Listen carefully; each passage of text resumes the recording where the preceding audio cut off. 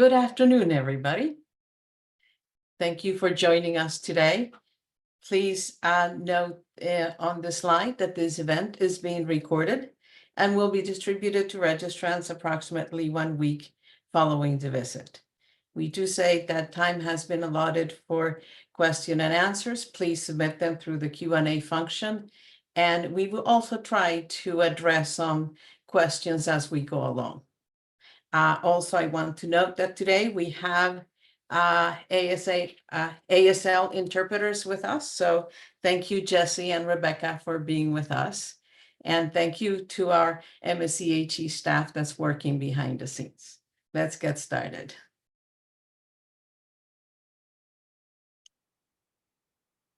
On the screen, you will see our disclaimer slide. The presentation you are viewing has been prepared by and is the property of the Middle States Commission on Higher Education. Reproduction, distribution, or transmission cannot be used without written consent, and you may write at president@msche.org for that permission. So we are here today for this webinar titled The Complexity of Leadership, Enhancing and Empowering Governing Boards and Presidents. Next, you will see I am Edna Corbett. I am Senior Vice President for Accreditation Relations and Services with the Commission, and I will be moderating the panel today. I am thrilled to have with us a great set of panelists, and I'm going to ask them to introduce themselves as they are listed on the screen. So, Dr. Middleman. Thank you, Edna. I'm Mike Middleman. I'm the very proud president of Salus University. I've been here for almost 11 years. Thank you. Dr. Papazian. Yes, hi, welcome everyone. I'm Mary Papazian. I'm the Executive Vice President of AGB, which is the Association of Governing Boards for Universities and Colleges. I've been here since August, but that's after a 35-year career in higher education and 2 as president, having spent some time as well in the Middle States arena. So glad to be back home with Middle States. Thank you. Welcome back. Good afternoon, everyone. I'm John Perry, the president of Manor College. I'm also a MSCHE commissioner and have served on a variety of boards, including Pennsylvania's State Board of Education.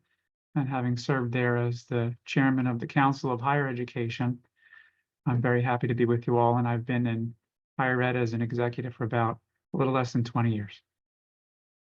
All right. Thank you, panelists. Now let's look at our learning outcomes. I will not be reading the screen to you, but you can see that we want to increase awareness of the Commission's expectations about governing structure. We also want to identify strategies for fostering productive relationships with your board, and we're going to talk specifically about transparent communication. And next, we're also going to talk about how governing boards can actively engage in strategic planning processes. We will have examples of that. And also within that strategic planning, discuss financial stewardship and the board's role in ensuring the financial health and sustainability of the institution. And finally, we're going to explore the importance of diversity, equity, and inclusion in governance and leadership, and not just about diversity within the board, but also how boards can support these principles. I'm reminding you how to submit questions through the Q&A function on your screen.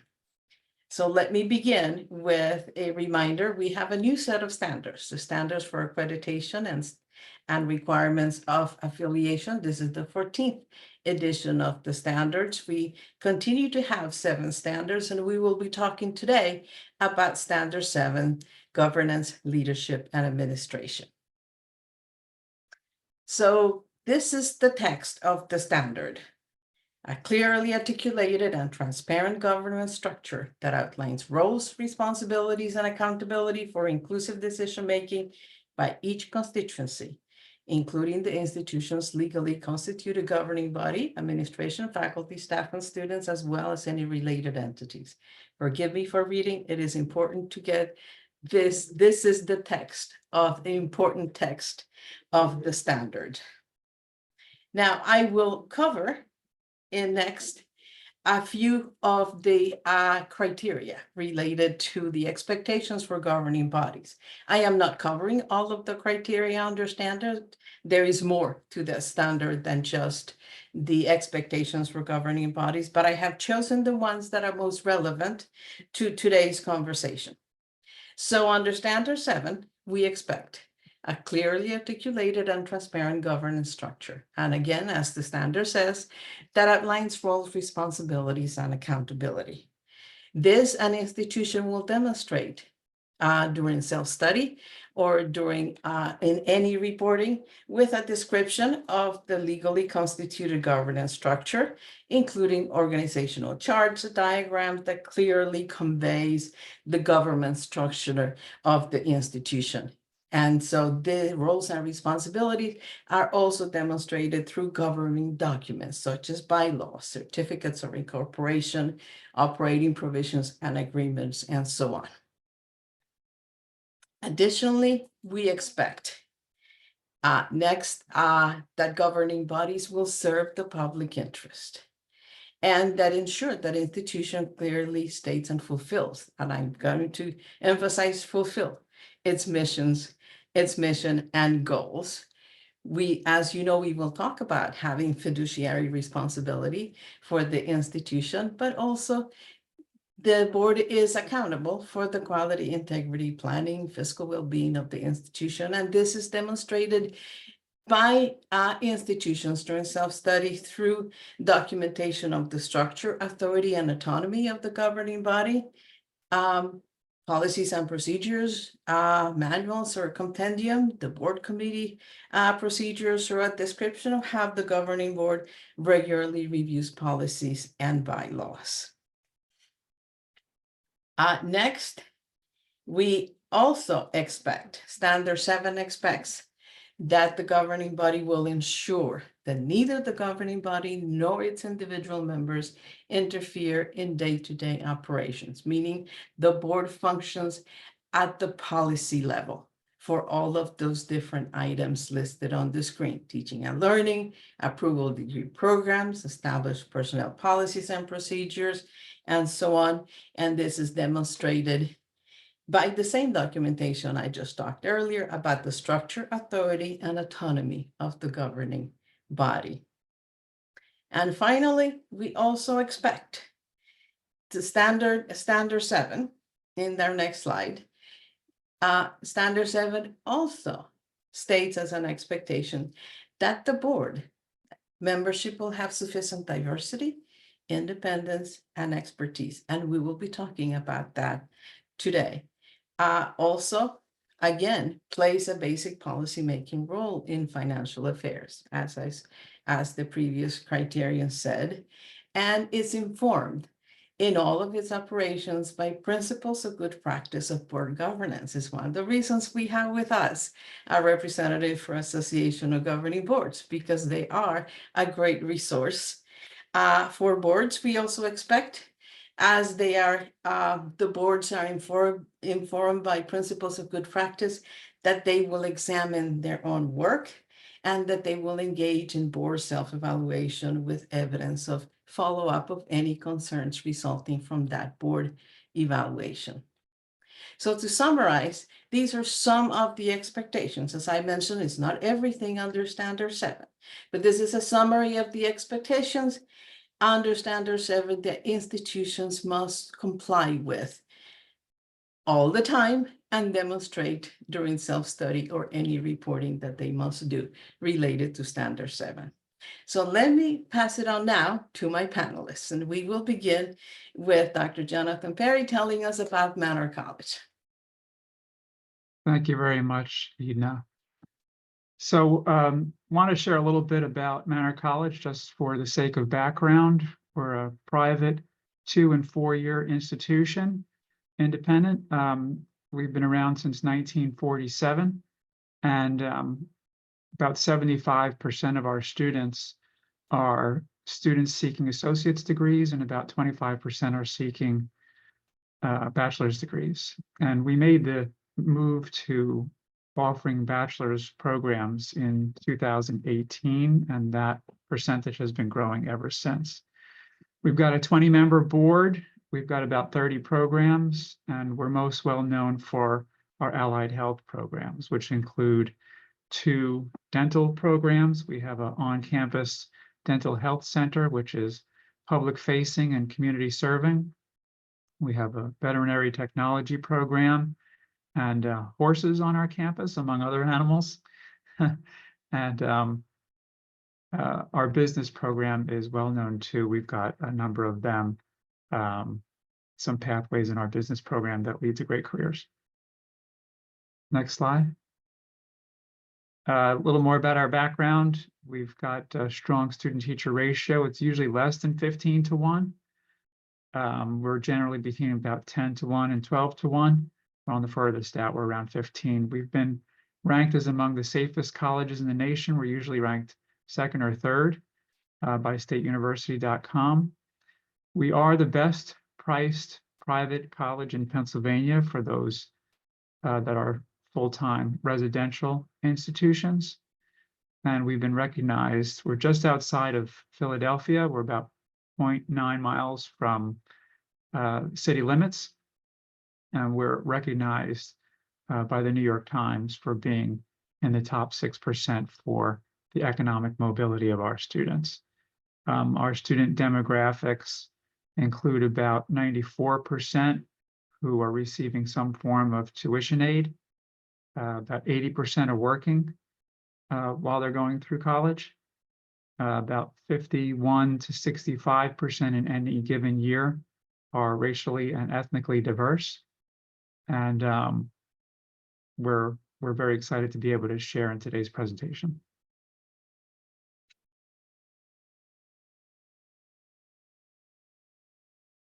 So let me tell you a little bit about Salus University. We're located about 2 miles from Manor, which is very nice. We're a nonprofit as well, but we're private and graduate-only university. We're in Elkins Park, which is probably about a mile and a half from city limits. Previous slide, please. We were founded as the Pennsylvania College of Optometry in 1919. Today we have 3 colleges, and we're very proud of the Pennsylvania College of Optometry, our founding college. It's the oldest 4-year optometry program in the country. We also have the Osborne College of Audiology, which is the only freestanding college of audiology in the country.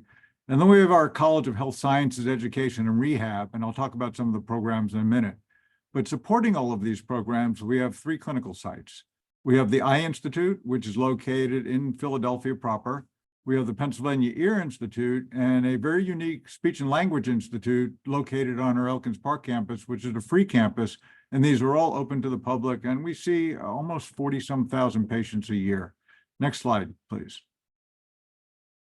Our Board of Trustees is made up of 18 members, and we're really proud of the fact that it reflects our student body to a sense, because 58% of our Board of Trustees are women, and we also have a very good cultural and racial mix. We have about 1,200 students, to include some international students. We have active research going on at the university, and we're most proud of our student outcomes. 98% of our students leave here having jobs. And with one exception, our students attain about a 95% to 100% pass rate on national exams. Next slide, please. These are some of the programs that we offer. We have, of course, a traditional 4-year optometry program, but we have the only 3-year accelerated optometry program in the country. And then you can see the others. We have audiology, blindness and low vision studies. I will just point out before I hand this off is that we have the most unique set of specialties in the allied health sciences of any college in the US, which makes us very special, we think. Thank you. Oh, one more thing. This is important. And I'm going to talk about this a little bit later. We're preparing to merge with Drexel University. And we learned probably midway through our process that it's not a simple process. It's a 2-step process dictated by the Federal Department of Education. We have had great partnership with Middle States helping us maneuver through this, which has been absolutely fantastic. Right now, we're planning on a change of ownership on June 30th of pending Middle States approval. And then because of the two-step process, we will fully close in July of 2025 if all goes as planned. Well, hi, it's good to see everyone. As I said, I represent AGB, or the Association of Governing Boards of Universities and Colleges. And we are the preeminent association for governing boards of institutions, as well as institutionally related foundations. Let's go to the next slide. We're based in Washington, D.C., but we serve institutions across the country as well as internationally. And we've been around over 100 years, fulfilling this very important role of thinking daily about good board governance and its impact for institutions of higher education. Currently, we serve about 2,000 institutions and institutionally related foundations, which represents about 40,000 individual trustees. We focus, as I say, primarily on board governance, and we help really provide analysis and resources and hands-on consulting for understanding leading practices around board governance. And if you've been reading the news lately, you know that board governance is very much in the news. It's an issue that has become, I think, of great interest, both within our sector, but also in the broader media. So we respond to a lot of those inquiries. We work with individual institutions, small independents, but also with large public systems and everything in between, to help them think strategically about how to manage and lead in an environment of great complexity. And as I say, we really focus on helping our members understand how to approach challenges, how to recognize opportunities, and how to develop the best and most functional relationship between the boards as governing bodies and their institutional leadership. Next slide.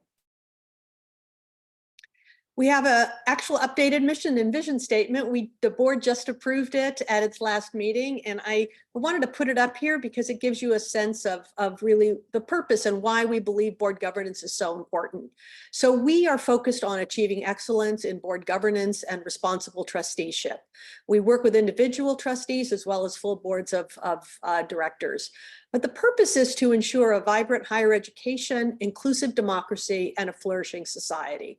The idea here is that an institution cannot be better than its board. So it's important for a board to be functioning at a high level and in the right context so that the institution itself can thrive. And particularly in a time of conflicting and challenging I would say headwinds facing higher education. And we do this, as I say, by working directly with board members and helping people understand the fiduciary responsibility, the role of the board, how the board plays the strategic and leadership role and ensures that the institutional leadership actually provides the day-to-day management. This is should be a clear line. It's often less clear in the actual living of it. Next slide, please.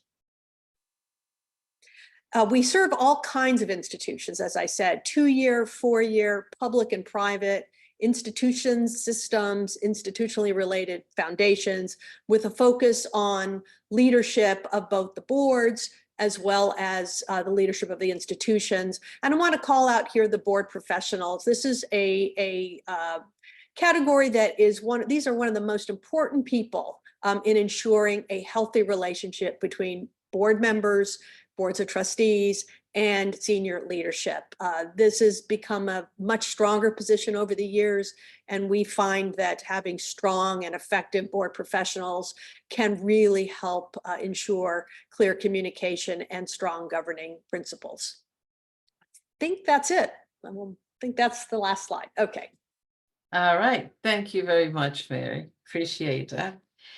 So let's dig in. We'll talk about effective communication and board education. So let me begin by asking John to give us an example of how he has approached building strong relationship and fostering open communication with the members of your governing board. Thank you, Ina. The way that I've built excellent communications with our board at Manor is by being in constant communication. And for us, that means regular phone calls. You know, we live in a world now that's post-pandemic, and there's a strong desire for trustees who may live far away to not have to do all that traveling. So we do have our board meetings remote, but actually we do them hybrid. But then at least once a year, we have an annual session where we're all in person. And we view that as essential. Of course, our advancement office likes to take that as an opportunity as well to be in good contact with everybody. But in general terms, you know, there's sort of no magic talisman. It's about relationships. It's about building them, making sure that they're strong and authentic. And, you know, Edna mentioned earlier them being transparent. One of the things that I said when I first got hired at Manor was, you may not like everything I'm going to share with you, but I'm going to share it with you and it's going to be the truth. And then let's talk about it. And if there are challenges, then we can work those things through, but there has to be transparency. One other thing I just want to mention about communications sort of relates back to the standards as a general structural framework, and that is the importance of institutional bylaws. So among the boards where I have served, there has been a bit of a continuum, and it depends on the organization type and everything that may be happening there in terms of size and so on. But there are some organizations that do a much better job of adherence to their bylaws than others. And I really want to hone in on the bylaws to say that a great way to put brackets around communications is to make sure that you have an understanding of bylaws. And the organizations that I mentioned being a part of, some folks around the board table had less of a grasp on the bylaws than others. And when that happens, there can really be a series of pitfalls. And I thought I would just give one example, which is overstaying terms. You know, boards are there in part to set policy. And when policies are not adhered to, it really can create a slippery slope type of challenge, because then once one person overstays a term, then others will think, well, they did, so I might be able to too. And the board is really not there to breach bylaws. It's there to ensure that they are effectuated and that there's accountability for them. So the board, what I'm getting at is that the board is also a self-regulating body. Yes, there may be other entities like accreditors and the federal government and so on, but the board is a self-regulating body. And so in terms of communications, it is the president's role to be able to foster and facilitate the conversations that lead to effectiveness in the self-governing context. Thank you, John. So let me ask Mike if he would expand and tell us about how do you avoid disconnect between the trustees and the president or with each other? Thank you for the opportunity. A lot of it, I will echo what John said, but it's all about communication, and it's about continuous communication. It's being about transparent. It's being about honest. And sometimes, you know, I always say that, you know, good news doesn't get better with, bad news doesn't get better with time. And so if I'm going to lose sleep, you're going to lose sleep also. Something I learned in the Navy. But, you know, one of the things that we did early on that I pretty much insisted on was having monthly calls with my executive committee. And so we planned on those. And then as things popped up, especially as a new president, I am, unlike John, I was in the Navy for 33 years before coming to Salis. So I am a, you know, not one of your normal college presidents. So I had a lot to learn coming up in the ranks. One of the things we did early on is we brought in AGB, frankly, to help us work through this. And I went to the Harvard Seminar for New Presidents before I got here, which really helped me understand the interaction between the president and the board and how it would be interacting. Now, I was very lucky. I walked into a board that was, very engaged, but maybe over engaging in some of the operations of the university. So we worked through that together. The board chair and I communicated at least weekly. That, to me, it's all about communication and establishing that relationship so that either one of us could pick up the phone, either with a question or a request, and then work through things. When I got here, we were getting ready to start new programs and doing other things. So I involved the board. I'm going to talk a little bit later about scenario planning and how we integrated that.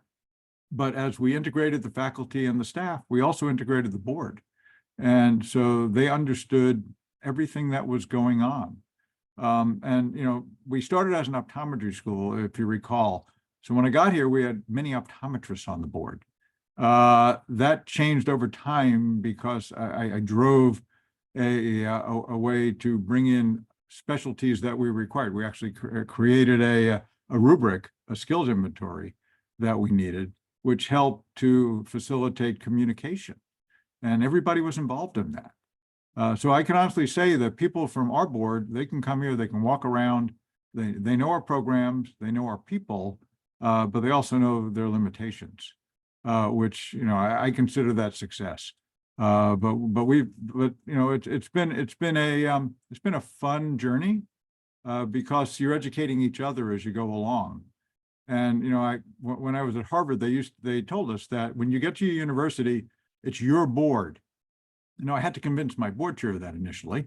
But once we got over that hurdle, which didn't take long, it really started to move things along. And we've since have another board chair, and she's been absolutely fabulous about it, especially as we work through the merger.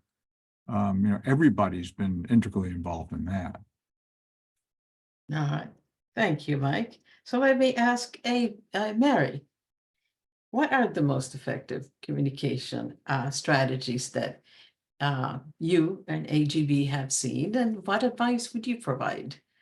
Well, thank you. And I'm glad, Mike, that AGB was helpful to you as you stepped in. Now, that's what we look to do for all of our members, of course. And I want to start with a visual, if I may, that we think of the relationship between the board and the institution as, if you will, imagine the board in a helicopter. Sorry about that. There's a ship in this story, Mike, so don't worry. And they're in the helicopter. They see everything, but they have one employee. Their single employee is the president. And so below there's a ship, let's call it the ship of the institution. And that ship is captained by the president, right? The institutional leader. The board has a communication link from the helicopter to the ship, and they communicate through the president, right? And that's the really important, I think, understanding to have here, that it's this employee of the board, the president, who really then manages the ship, manages the enterprise in all of its details. It's important then for that communication not to have static in it. And so having those regular communication conversations set up with, say, the board chair, and I like it with the executive committee. That's something you don't see in all boards, by the way. I think that's a really good idea. It's important to have that with certain principles that lie underneath it, that these will be honest conversations, right? That they will be direct, they will be informed, and that there will be no surprises. I think one of the great principles, I know when I was president of a couple of universities, it was important that we upheld that no surprise rule. No board member wants to be surprised, and no president wants to be surprised by her or his board. So that really does go both ways. But I want to add to this something that we think about a lot at AGB. What is the nature of those conversations? What are they conversations about? And I think that's just as important as how do we have the conversations. And so it's really important, I think, for the board and the institution and institutional leadership to build and sustain a shared vision. So always making sure there's a reaffirmation of what the mission is and how the board and the institutional leadership understand that mission.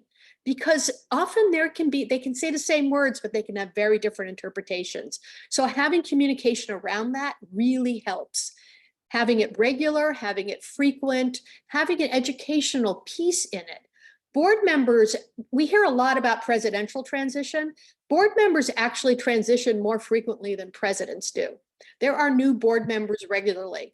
Now, in the private sector, they're self-perpetuating, so these institutions can essentially identify their own new board members. In the public sector, these are often political appointees through a particular process. In a small subset, they are elected.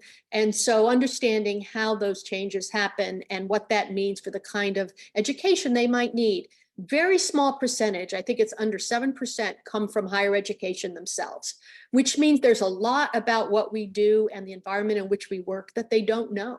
They have impressions from being, reading the media, but it's really not about actually understanding how an institution might work. That's a board education process that the president can take a leading role in helping to ensure in partnership with the board chair.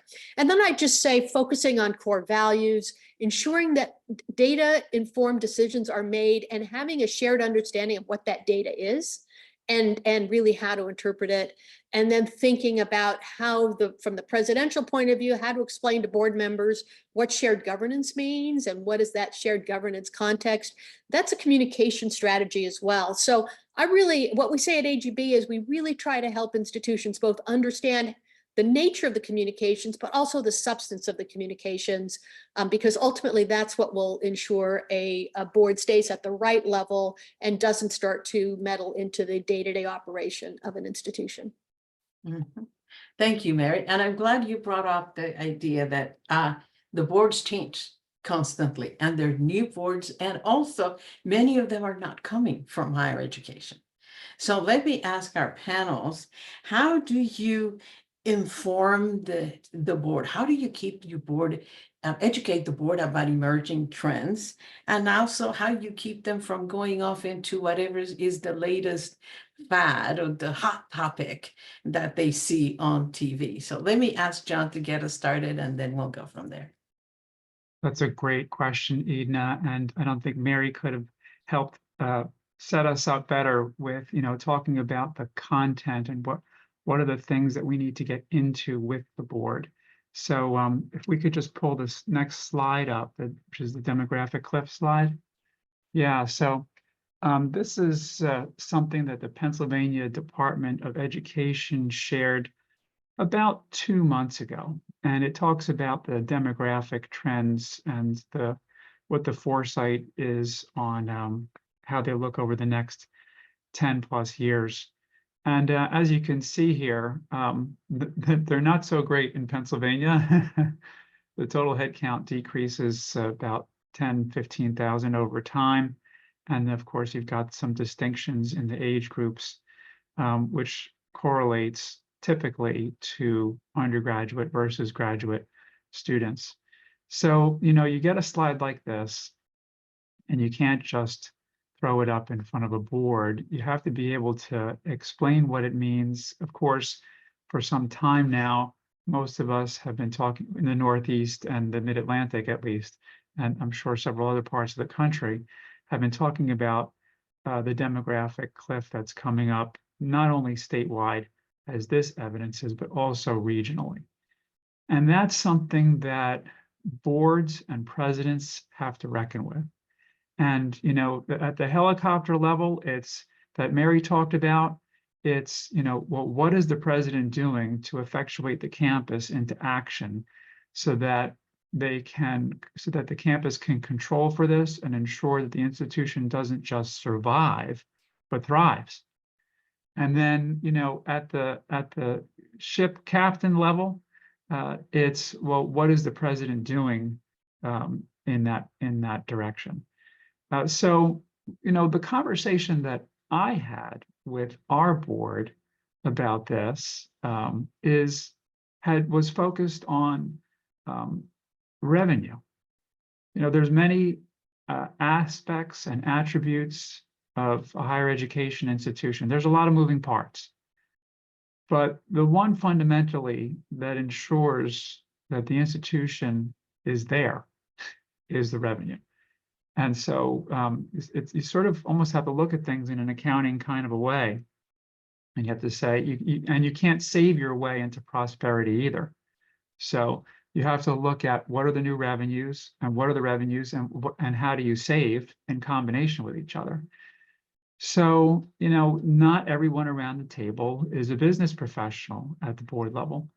And so those conversations have to address, well, where do the revenues come from? And, you know, there are some board members, as Mary mentioned, who are newer and some who've been around for a few years. So it's important to sort of have primacy and recency, which is to say, you know, you've got to elevate the issues and you've got to make sure that you repeat them enough so that the board not only feels well enough apprised, but they then can help opine on policy directions. So, you know, what I shared was sort of 4 directions of revenue. You've got tuition revenue, you've got advancement revenue, you've got investment revenue, and then you've got auxiliary enterprise or other non-tuition revenue. And so, you know, people may not think about those 4 lanes in sort of as distinct lanes or as having some overlapping properties. And, you know, it may not be that tuition, advancement, or investment revenue that offsets a demographic cliff. It will more likely be, for some institutions, non-tuition or auxiliary revenue. And where does that come from? So for us, we've already got a dental health center on campus. I mentioned before that it's public facing and it does generate revenue. We accept people's insurance. We also, you know, serve the community where we're doing things for nothing, and that's great. That's what we want to do.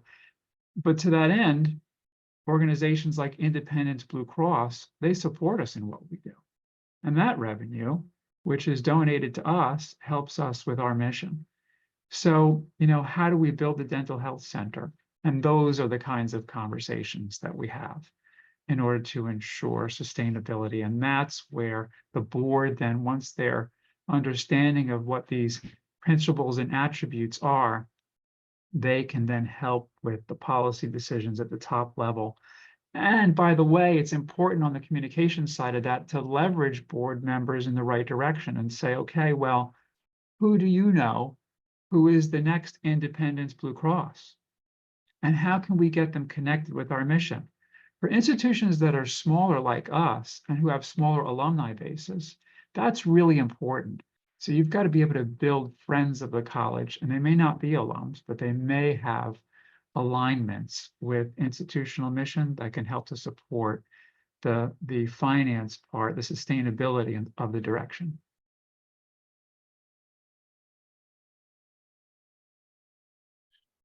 Thank you. We have a question from the audience that I found very interesting. The question says, how do you manage board members who have specific ideas about needed programs or are bringing other suggestions? You know, one thing is to talk to the relationship with the chair, but each of the members are individuals and their thoughts may diverge from the chair. So Mary, do you want to talk to us about that? Sure, and I think this relates as well to the standard of board independence, that boards aren't there to actually advance a particular individual's agenda, but are to serve in terms of addressing the greatest needs of the institution. So I think we'll cover more of this under board diversity, but one of the values of having board members with different perspectives and ideas is that you have a more robust conversation, better questions are asked, good ideas are suggested. So we always say at AGB that the individual board members should bring their full self to the conversations with all of their ideas and experiences, concerns and worries, questions, whatever it might be. But ultimately, the board acts as a single entity, as the board. So there is space within the board meetings for robust conversations. But at the end of the day, the board has to speak with one voice. When an individual board member goes out and speaks out of school, if you will, then that's a sign that there's not a healthy, functional environment on the board. And we've seen examples of that in the press recently, and those are usually institutions under stress. So again, what we try to share is that board members should be encouraged to bring those different voices, but they don't go to the faculty and say, I really think this is what we should do. Why don't you develop a program? And if you do, maybe I'll fund you for it and I'll persuade my board members. That's a completely, confused environment. So encourage the difference, but remind them of the idea of speaking with one voice at the end of the day. Okay, thank you. Mike, you want to add anything to that? Yeah, I mean, I love having those conversations with the individual board members because I see myself, I'm the line between doing it and not doing it and even bringing it up. Because oftentimes we will have somebody who brings up the next good idea. And I'll say, yeah, let's talk about that offline or something like that. And, oftentimes I'll learn something, they'll learn something. But in the end, we come to an understanding that if it's a good idea, we'll float it up to the board. If not, thanks very much. And you can do that in a nice, polite way. And frankly, a lot of times what I've found is that these people just want to be heard with that next good idea. And, there's nothing wrong with that. I've gotten to know many of my board members through conversations such as this. A lot of times they'll send me articles about things, and because I do every board meeting, I present a very structured update to include stuff like John was talking about what's happening in each one of the professions. Usually we'll highlight a profession so people understand the trends that are going on there, and there'll always be somebody who has a wonderful idea, but having those individual conversations builds the relationships, and for us anyway, it's made the board more cohesive. Okay. I'll just add one Yes. more little footnote in there, complementing both of those other comments, and say that the board does have its own structure. And Mike's military presence might call it a chain of command. I'm not sure, but it really is that. And in the self-governing way that boards ought to act when there are trustees who start to have conversations that are a little bit misdirected. One of the things that presidents can do is point that back to the board structure and say, hey, you know what, so-and-so trustee, I really think we should talk about that with the board chair, because that's something. And then, when you have those conversations together, they can be a little bit more guided and delicate in the way that Mike had mentioned. All right, thank you. That's a great conversation, but I have to move on to our next. Now, Mike has been talking about involving the board in scenario planning. And so let's talk about strategic planning. So it's our next general topic. So I'm going to pass it on to Mike to talk to us about how he does the work of planning with the board. Thank you, Edna. We do it through our scenario planning that I've mentioned, and this is something I brought to the university in 2017, and it was very serendipitous that we did it just before the pandemic. And what we did, it's something I used to do in the Navy all the time, but what we did was we looked at the intersection of higher education, in our case, health. How do we do healthcare? And we developed 4 scenarios that were based in reality.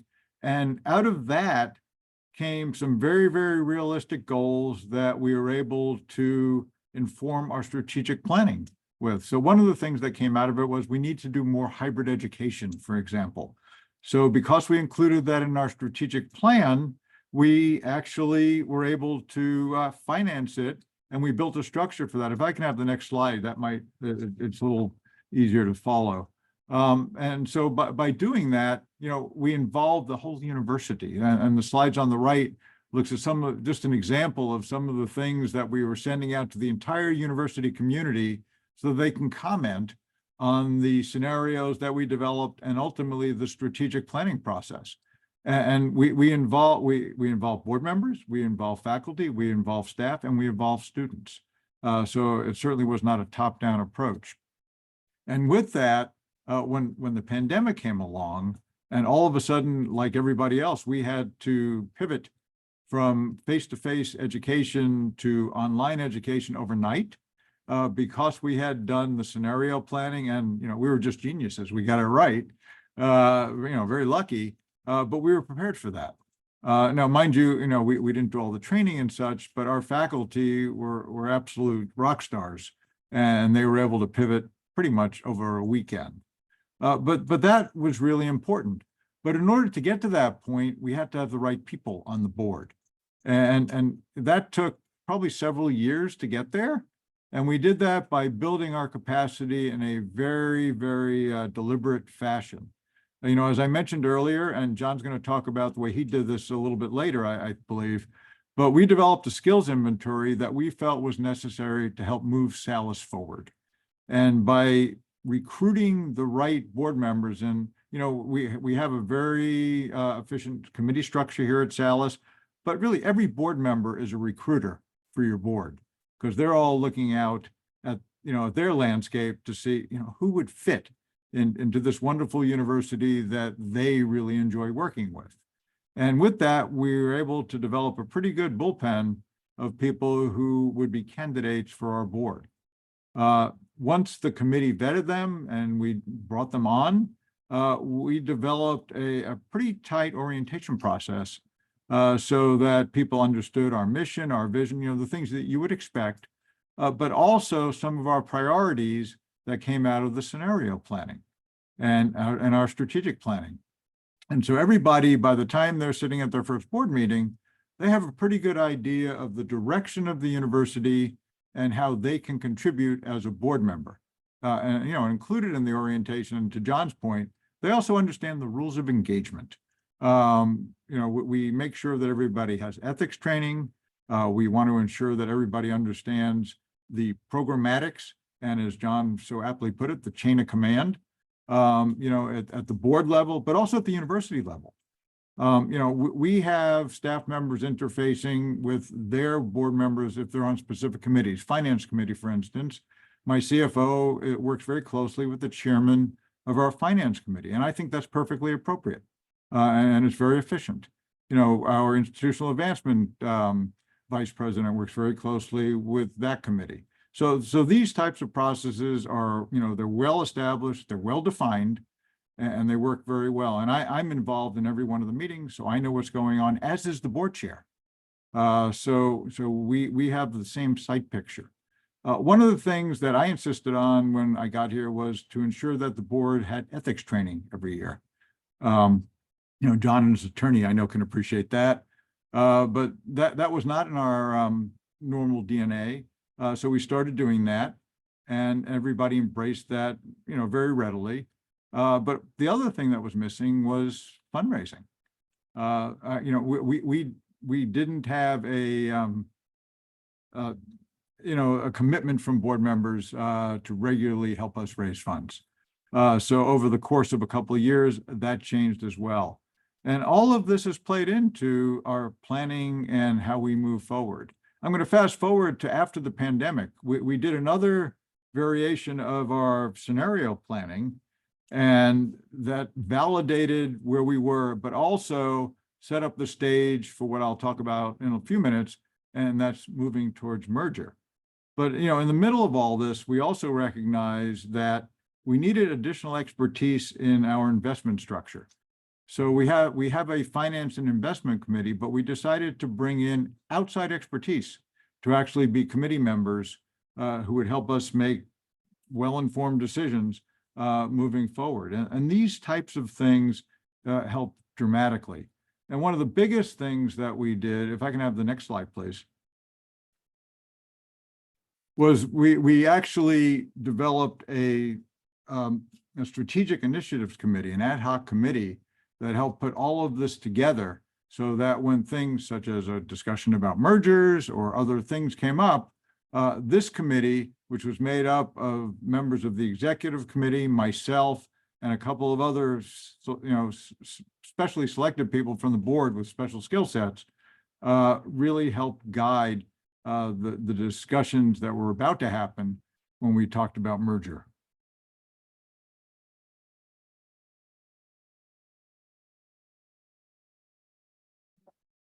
All right, thank you, Mike.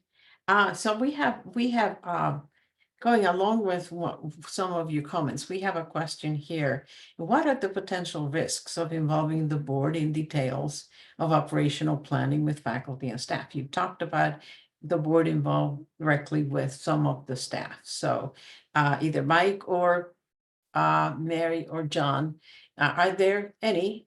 How do you manage these potential risks? Yeah, I can jump on that first. I think there are risks, but I think one of the things you have to do is set the guide rules and put up the guardrails. And I'd be lying to you if I tell you I haven't had to intervene once or twice when a board member overstepped. But the staff certainly understands the rules of engagement. And when something, if a board member called a staff member, I would get a phone call. I would often bring the board chair in at that point, and we'd have a pleasant discussion about, how things should work. But frankly, I think there's more of an upside in a sense as well, because if the board members understand, where we're going as an institution, and in particular, for us, because we have so many varied programs, where a program is going, that's really helpful, because they will help us move what, our maybe fundraising, or maybe we need contacts with clinical rotations. They can be very helpful in that. So it's really, it's a fine line you walk, and then there's the gray area in between. And one of the things I try really hard to do during my quarterly updates, when I'm meeting with the board writ large, and they're all there, we do not do a virtual meeting. I try to show them where we need the help, and and seek their suggestions, because we have enough expertise around the table that can really be helpful. And if I ask them to please conduit through me, that works a lot better. But frankly, if they want to talk to a staff member, I don't mind that conversation at all, as long as either I'm there or somebody's there to help mediate that. So hopefully that's a helpful answer to you. Yes, thank you. Mary? Yeah, I would only add, that was a full answer. I would only add that in most of these cases, it's a well-intentioned board members care and they want to be helpful. So again, just having had the foundational conversations about roles, responsibilities, and ongoing communication can help modulate that so that it's put to good use as opposed to being harmful. And it's rare that it's harmful. And if that's a problem in a particular situation, there are probably other problems as well with that board and that institution. I'll take it from the opposite direction, meaning from the perspective of faculty and staff, and say that I would say that for most faculty and staff, there is probably a desire, I know I have seen expressed desire, for connection with the board. And so a president's task is, well, how do you facilitate that in the right way, in the ways that have just been talked about by Mary and Michael? And there's a variety of ways to do that. We've got a family picnic on our campus and everybody gets together. And that's sort of the more social side of it. But on the more structural side of that, there are plenty of boards that have faculty representation on the board, and student representation on the board, and alumni representation on the board. Our board has alum and also has a retired associate provost who does a lot of speaking for the faculty. And then, of course, as a shared governance, we have a faculty senate, and our faculty senate have interaction with me and the board and in different ways and in different forms at different times. So it's important to fulfill the requirement of a shared governance model effectively, so that the constituent voices are heard, and so that the institution can be effective in light of the number of voices. And again, I like Mary's visual there, the president is sort of at that center point, but it doesn't mean that there's not some dotted lines around it, and she suggested that. And so you just have to make sure that those dotted lines don't become, I don't know, arrows or something, other than dotted lines. Yeah, if I can just add, I mean, we actually have a faculty rep and a student rep on our board, voting members. And that helps, but sometimes, you just need a little bit more. But having, in fact, in particular, the student input has been invaluable to us because the board really is interested in what they have to say. All right, thank you. I think both of you just answered a question about recommendations regarding shared institutional challenges. So perfect, you anticipated the audience question. So those challenges often lead then the institution to go in different directions and figure out different ways that they can meet their needs. So I'm asking Mike then to talk to us about how you engage your board in this major undertaking that you are engaged in right now. Thank you, Edna. If I can have the next slide. Oh, that's it. Okay. Let me just put it this way. It's a team sport. And, as I mentioned earlier, we entered into our second phase of scenario planning that really set up some priorities for us that it wasn't a big surprise because we were looking at the landscape. But one of the first things that percolated up was the importance to engage in strategic partnerships. Strategic partnerships that would be enhancing, the student experience, that will allow us to expand scope of practice, but also, as we look at the demographic cliff that's coming, while it affects the undergraduate schools now, what happens there is going to show up here, and it's already starting to, in the near future. So how do we secure a very qualified and diversified student base, student enrollment? So that led to the strategic planning. We handed this issue off to the Strategic Initiatives Committee that the board had established earlier. And that was chaired by the former board chair, which was great because she had situational awareness and a great institutional memory for where we were and where we needed to go. That committee established and developed a very, very tight rubric with the help of a consultant as to what would we seek? What are the important attributes of a partner that would get us where we need to go? Not just somebody that would make us look good, but somebody that would do all of the things that were included in our overarching goals. And also, what do we bring to the party? That was important as well, because, your self-worth is extremely important. So we developed a questionnaire, and believe it or not, we had about 6 schools contact us in a very short period of time as we came out of the pandemic. And frankly, Drexel's answers to our questionnaire were fabulously respectful. They pretty much answered the mail as far as what we wanted to do, and then helped us determine where we needed to go. So then it was a matter of educating the rest of the board, talking to them, and we did that through special meetings, and then talking to the university community. One of the most important things we did was we developed a strategic communications plan. If I can have the next slide, please. And the strategic communications, as we walk through this process, was very complex because who do you have to talk to? There are obvious constituents that you're going to talk to, the greater university community, the faculty, the staff, the students, but then there are the alumni, and then there are the political folks that support the university. And then there's the greater community writ large. We work very closely with the school districts here. So we really have to plan that out. And then as we're moving through this process, because the Strategic Initiatives Committee was working with us through the negotiations, we needed to make sure we kept the board up to speed. We didn't want them to play catch up. So we did multiple board updates at multiple times so that we can tell people where we were, most importantly, answer people's questions, and then have, if we needed to, take different directions in the negotiations. Once we got to that point and everybody got comfortable, we were able to come up with an agreement that really made a lot of sense for our university and for Drexel University.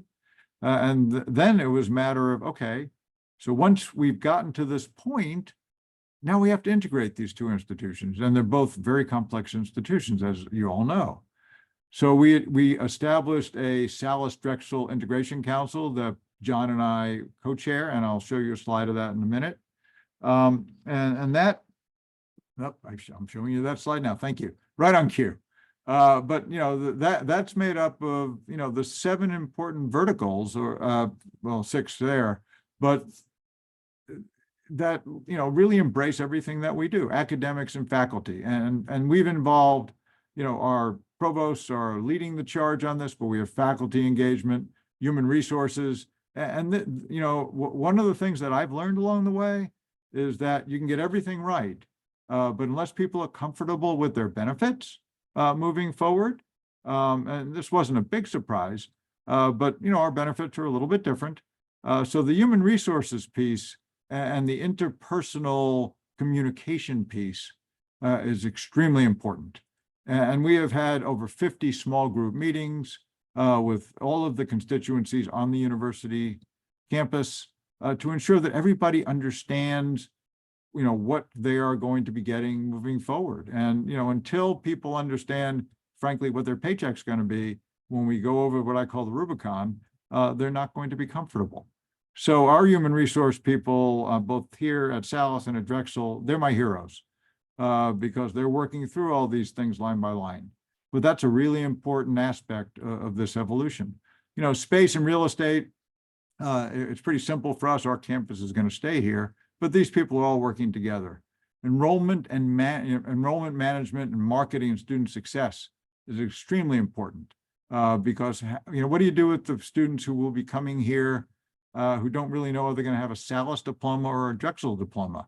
The two-step process that I talked about earlier has made that a little bit more complicated. So, you know, that's something that we talk about openly and that we're engaging in our marketing. Obviously, finance and accounting, there's always money. There's always, and also the lawyers. There's a lot of legal stuff that has to happen. We have a more robust clinical infrastructure, but they have clinics as well. So we're having to integrate all that. And in the middle of all this, we have what we call threads. So information technology touches everything. Where do the student records go? When can they go? The Federal Department of Education is very prescriptive about any of that, and all the Title IV things with, you know, when you're talking about financial aid, that cannot be combined. So for a short period of time, we're going to have 2 entities. We're going to have Salus as the educational entity, Drexel as an educational entity, but Salus employees will all be Drexel employees for a short period of time. So that becomes a little confusing to people looking from the outside in, and frankly, for some of us who are inside looking out. And then all, you know, the other things that you see. Communications and branding is extremely important. But I'll show you the current timeline. And you know, my hat's off to Middle Stage for helping us through all this because it has been extremely complex. And, you know, just like we've had to navigate this, the accreditors have to navigate these changes as well. And so we've appreciated the tutelage moving along the way. But we've had our signing ceremony in June. Very excited until we found out about the 2-step process. That changed things a little bit. But right now, if Middle States gives us the approval, we'll have our change in ownership in June. So we all will become Salus, will become Drexel employees. And for those of you who are business people, that means we lose our EIN, our employee identification number. So that becomes very complex when you're running clinics that are being reimbursed by many insurers. Then a year from there, then we anticipate closure. And then, you know, the integration process that I've talked about, that doesn't end until in July of 2025. That will end 5, 10, maybe more years out, because the integration of the faculty senate, the integration of many of the policies, that takes a lot of time. And we will work through that. You know, we've set up what I think is a very efficient and effective organization. And our partners at Drexel have been just wonderful to work with, to be very frank, which has made this about as easy as it possibly could be for a very complex evolution. So that's a lot of information, to encapsulate what is a really exciting process for us. Thank you. Thank you very much, Mike. As we move on to Mary talking to us about the top strategic issues for the board, I'd like Mary to also answer the question about appropriate level of autonomy in institutions. Well, thank you. And that's a great example, by the way, Michael, of M&A and how to do it well. So I look forward to having you write this up at some point on the other side with lessons learned. I know that we at AGB Consulting do a lot of work with institutions who are going through a process such as yours. So was glad to see that.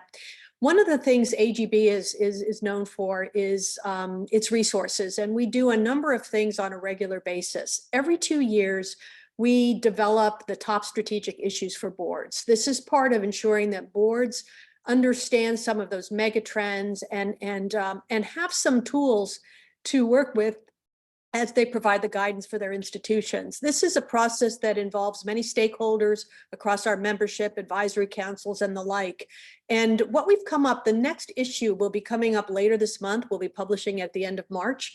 And there are 4 major buckets: board independence and leadership, student success, the student experience and campus inclusion, leadership succession and support, and the business model innovation and digital transformation. And there's a great deal under each of those. I encourage you to look for this publication when it comes up later this month.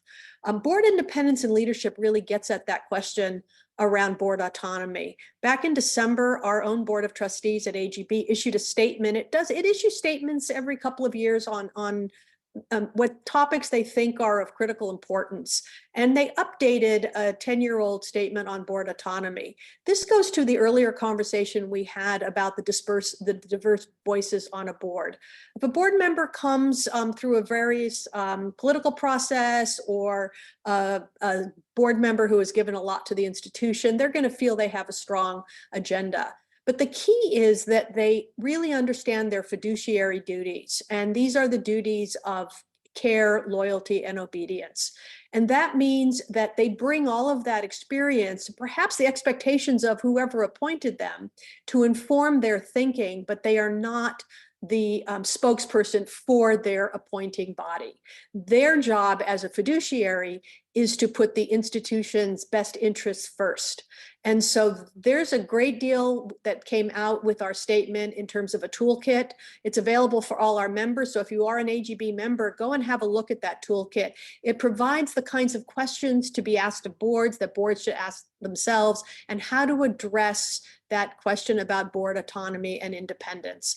Loyalty, of course, is that you are focused on the best interest of the institution and making sure that there's no conflict of interest, that you're not gaining financially or in some other way by your service on the board. And then, of course, obedience, which is about ensuring that the board follows its governing bylaws, right? And all legal entities that it is to speak to. And so when fiduciary duties are well understood and adhered to, then board independence is more possible. But that doesn't mean that those diverse perspectives shouldn't be around the table in the boardroom.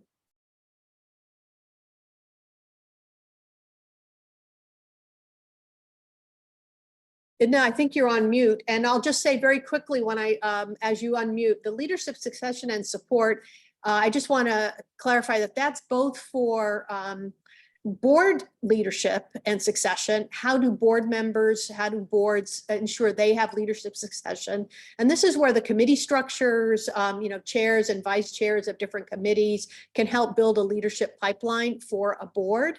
But also the board's most important responsibility, or one of them, is to hire the institutional leader. So how do they ensure that there's clear and smooth leadership transitions as well? All right, thank you. Thank you, Mary. Sorry about being muted earlier. So let's talk about board diversity. And so this falls in within that leadership succession. How do we ensure diversity within the board? So I'm going to ask Mary to kick us off here with information about AGB's new report. Great. It just so happens that next week on March 12th, we'll be issuing a publication on diversifying the governing board.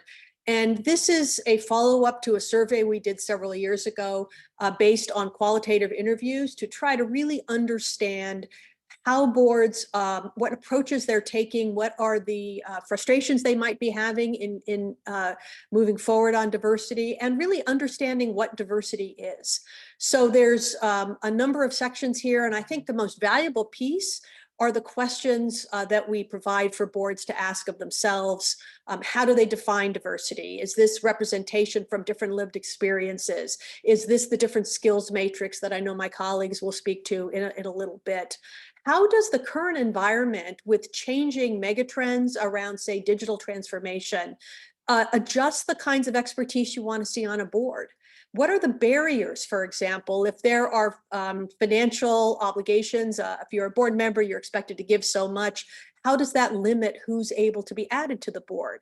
And those can be at odds, right? If you're talking about the digital transformation, you might want somebody who's more earlier in their career, who is more engaged perhaps in the IT sector, but may not be at a point where they're able to meet the giving responsibility. So what hindrances are built into the expectations of board members that might not allow for the kind of diversification on a board that might be critical for that institution to eliminate blind spots and actually be proactive in addressing challenges.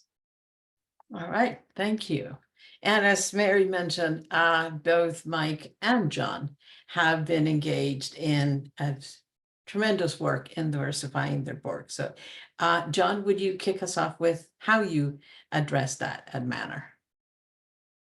Thank you, Edna. So one of the things that Mary has spoken about and that is really important is that when boards are considered, they need to be considered across all of the human dimensions, right? So often when we hear the word diversity in contemporary society, people tend to think on a very narrow path. But there are really so many dimensions of diversity, and it's essential that boards have a full complement. We, in particular, are thoughtful and deliberate about who is our student body. And part of our definition is thinking about how can we be best representative. And so to that end, because there's so many of those dimensions, it's economic, it's racial, it's religious, there's just so many dimensions. It's thought, it's discipline. What we did was we brought together, there's actually 3 slides here. This is just the first one, but I know we'll click through them in a minute. But we brought together this matrix, and Michael said that he has something similar that he works with. And what we do is we go through and we ask board members to sort of rate or mark themselves in these different areas so that we have a full understanding of what our complement looks like. And then from that, we can sort of extrapolate, well, where are our needs and how are our needs best met? Who should we be speaking with? And then those conversations are engaged with other board members, but we also look to, Mary mentioned the committee process. And so we look at our committees as an opportunity for drawing new board members. It sort of can be the bullpen.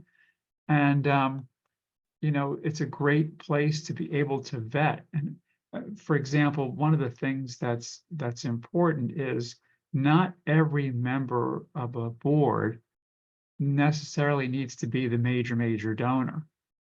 It's important that you have representative voices around the table from different disciplines and from different economic backgrounds. That's really essential because, you know, if you have a group of students who are largely first generation college goers, for example, as we do, we're generally between 60 and 65% first generation college goers. Well, you can't have every one of your folks around the table being 3rd and 4th generation wealth. You need to be able to have people around the board who can relate to the students, who understand the students, who know what the challenges are that they face. We, for example, you know, a good number of our students, they come to us from the public transit, SEPTA, the bus stops right out front of our campus. You know, and that conversation itself is a thing. You know, I had to be on the bus for 2 hours or an hour and a half today. That's my normal way of getting to campus. Well, you need to be able to ensure that your board members are representative. So this is our way of doing it, and you can just sort of see here skills and competencies, intellectual capital, social and relationship capital, political, reputational. Let's get to the next slide. Right?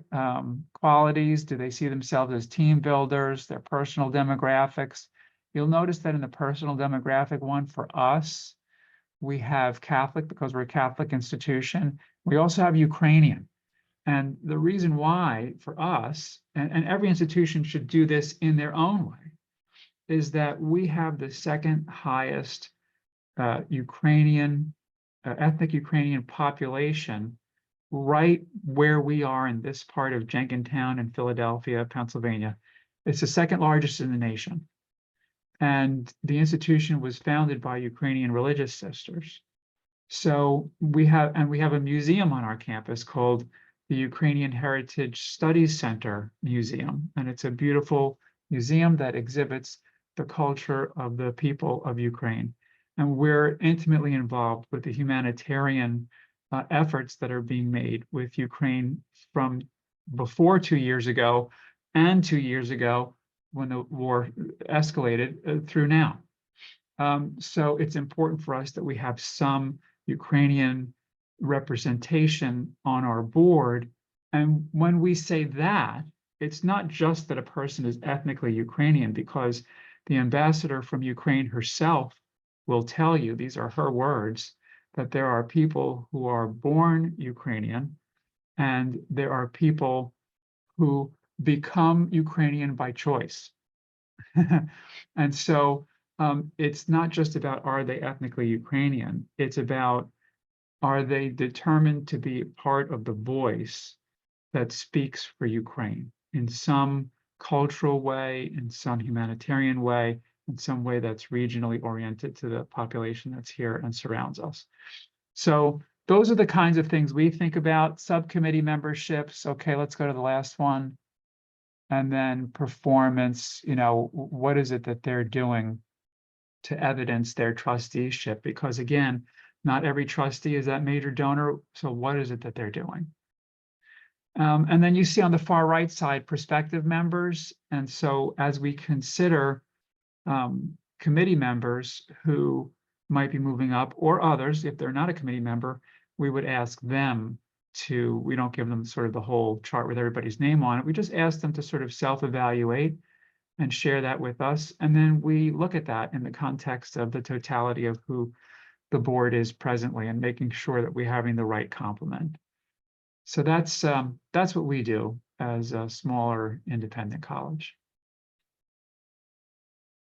All right, thank you. Mike, do you want to add anything before? Sure. I'll just compliment John. I mean, that's really very, very intricate and inclusive. I'll be the first to admit we are not that complex. And the other thing I've got to tell you that the museum that he mentioned is amazing. It's absolutely amazing. It's well worth seeing. You know, we've established a criteria for as far as the skill sets that I mentioned. But the other thing we do is we do a lot of self-assessments.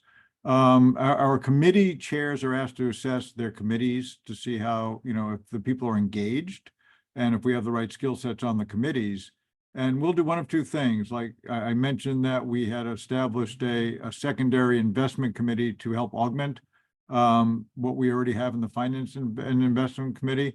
But oftentimes we'll bring people onto our committees initially who might be prospective board members who have a skill set that we need, but either they're not sure or we haven't quite made the commitment in either way that they want to come onto the board. And I saw a question in in the Q&A that I'll address because it's related to this. It wasn't too long ago that we had no financial commitment and we didn't even have formalized term limits here.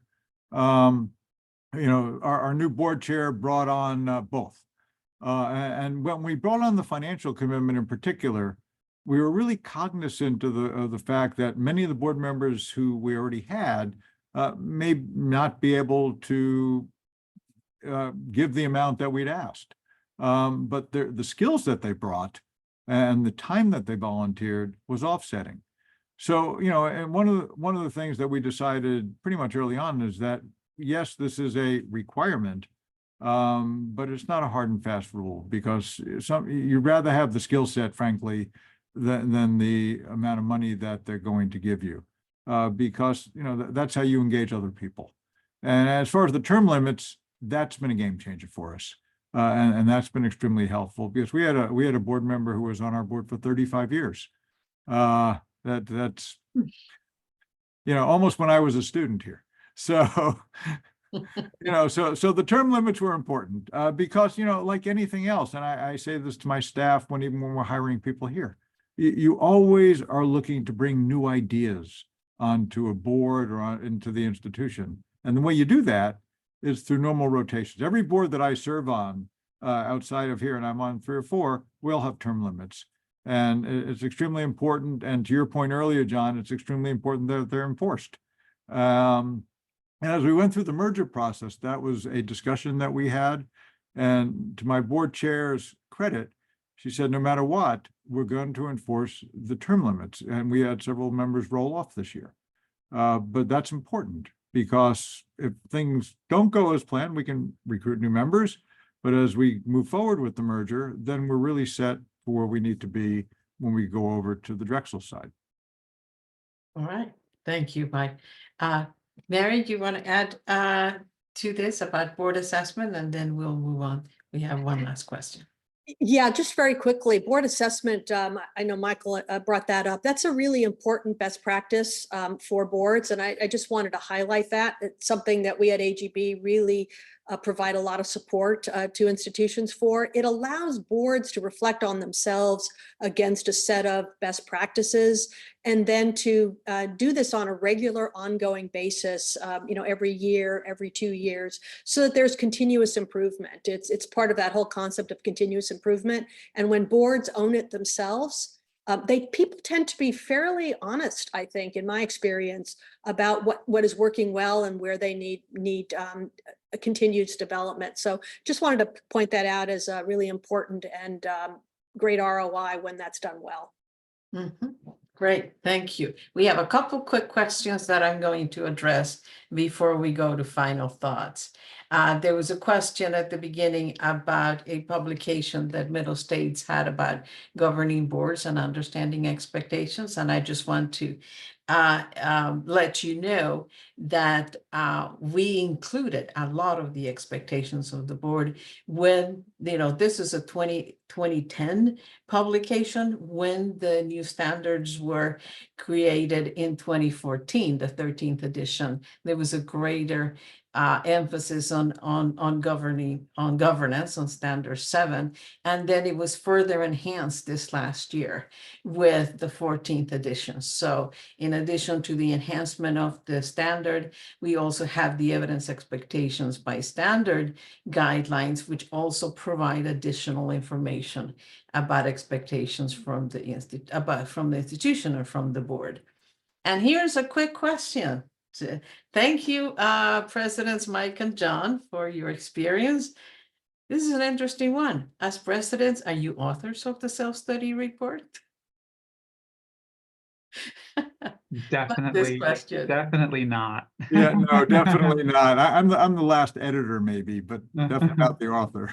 I'm right there with Mike on that. That's something where you need to be able to evidence to the commission that there's independence and transparency. In fact, one of the things that I have talked about most with others is the premium we need to place on transparency, because of course the individuals who are engaged in doing the authoring are stakeholders and they value the institution and they have personal interests in, how things appear. But at the end of the day, the people who come in as the peer reviewers, they know that. They know that, and they know what to look for. And they know their own disciplines very well, and they know what's real. So transparency is really number one in any self-study process. So presidents definitely cannot be the authors. If I can add, and to John's point, we include, when we did our self-study, we had board members involved, we had faculty, we had staff, and that was the best way to do it. And the nice thing about the self-study, if it's done right, it also becomes an educational process, especially for the board members. Yeah. Let me just add one more footnote there, which is sort of a personal strategic belief of mine in leadership, and that is you should really do your best to time your organizational strategic plan emergence, meaning the development of a new strategic plan, with your middle states self-study. Because if you're able to align those things, then you're not only doing all the things that are necessary for the development of the strategic plan by gathering all the data and capturing the thoughts of all of your constituencies, but you're able to then sort of move to another tier and capture through that self-study and through the feedback that you receive from the visiting team and from the commission. You're able to capture all that and then connect it with everything that you've done to really develop a next strategic plan that can be very fruitful for the institution. This is why I'm such a fan of the scenario planning. We had done that, and that requires the environmental scan, and that helped inform our self-study dramatically. I'll just say very quickly, and if I might, about 25 years ago, when I moved, my first experience in administration from the faculty was being the editor of the self-study. So yes, it's the president doesn't write it, but I'll say this as president of two institutions who went through these processes. I was responsible at the end of the day for what was reflected and that it was honest, it was, that it was genuine, authentic, et cetera. And so there is a responsibility and accountability part for the president. I think is important to keep in mind. Totally. And I love this question because it gives us the opportunity to talk about the president's involvement in self-study. And ultimately, it is the president's responsibility. What is written on that report, what's in that evidence. So while we don't expect the presidents to be involved in the steering committee, the president should be aware throughout the entire process of what's going on. And remember, the president is that connection to that board, and through the president, the board should be involved and informed throughout the process of what's going on. And having a different set of people work on that standard 7 gives an opportunity also for a lot of people to learn about the governance of the institution that in many ways they're not directly involved on a daily basis. So thank you so much for that question. It was a great ending to this. So let me just give. Can I just put in a footnote to what you said real quick and say that the Commission's Self-Study Institute is something important to pay attention to. So for the person that asked that question, if you're not engaged with that in some way, think about making sure that that's on your docket and that your president and you are working together to make sure you can go through that Self-Study Institute with the Commission, because a lot of what we've just discussed and particularly what Edna just shared is expanded upon in the Self-Study Institute. All right, thank you very much. I want us to end on time. We actually covered it's about every single question throughout the webinar. And so let me just take the time to thank our panelists. An excellent job, Mike, Mary, John. Thank you so much for all sharing your wisdom with us. And thank you all of you who stayed with us throughout the webinar. Have a great day. You too, my pleasure. Thank you. Yep, it Thank was a you. pleasure. Take care. Bye-bye. Take care.